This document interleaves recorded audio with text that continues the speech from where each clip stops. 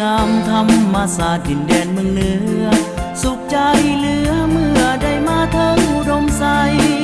เห็นความงามของธรรมศาสตร์สดใสน้ำโคเจ้าลังลินไหลน้ำใจประสาแสนงามงามแสนงามเมื่อยามตะเวนพ้นขอบฟ้า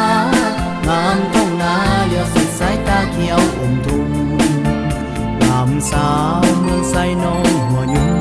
น้องเอ๋ยเห็นหน้าแสงแข่งขันกันกับเพศายงามฟ้าป่าดงแดนนี้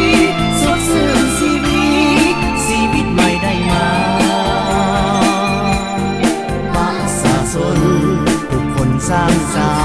รค์ในการนำพาในฟ้าสีทองอุดมใสแสนงามวิไลสดใสงามหอม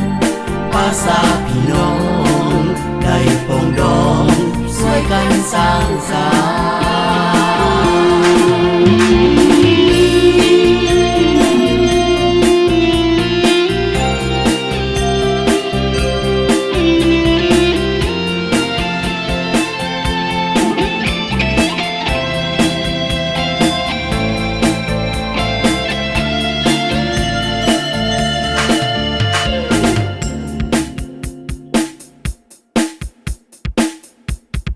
งามแสนงามธรรมศาสตร์ดินแดนเมืองเหนือสุขใจเหลือเมื่อได้มาเทิงอุดมใสเห็นความงามของธรรมศาสตร์สดใสน้ำโคเจ้าลังลินไหลน้ำใจประสาแสนงามงามแสนงามเมื่อยามตะเวนพ้นขอบฟ้างามท้องนาเลี้ยวสุดสายตาเขียวอมทุ่งงามสาวเมืองไซน้องหัวยุ่งน้องเอ๋ยเห็นหน้าแสงแข่งขันกันกับเพศสายงามฟ้าป่าดงแดนนี้สดชื่นชีวิตใหม่ได้มาประชาชนทุกคนสร้างสรรค์ในการนำพาในฟ้าสีทองอุดมใสแสนงามวิไลสดใสงามหอม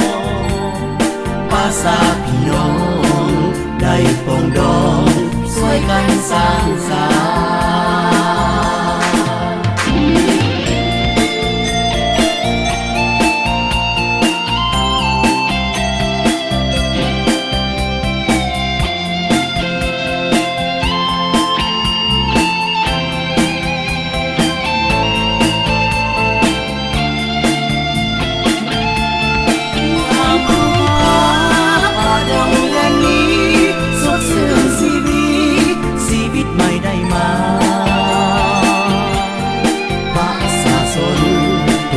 สร้างสรรค์ในการนำพาในฟ้าสีทองอุดมใสแสนงามวิไลสดใสงามหอมภาษาพี่น้องได้ปองดองช่วยกันสร้างสรรค์ภาษาพี่น้องได้ปองดอง